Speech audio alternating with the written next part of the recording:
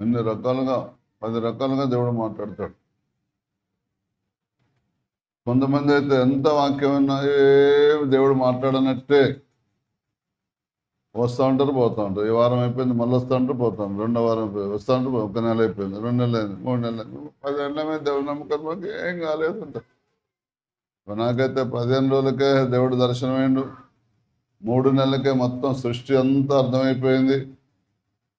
తర్వాత 15 రోజులకే సువార్తకు లోబడి సువార్తకు పోయినా దేవా నాకు ఎవ్వరు తెలవదు, మా నాయన కాదు క్రైస్తవుడు, మా అమ్మ కాదు, మా అత్తగారు కుటుంబం కాదు, నాకు క్రైస్తవం ఏం తెలియదు, సేవ చేయమంటున్నావు, ఎట్లా చేస్తుంటే నేను ఇంక తోడుగున్నాను.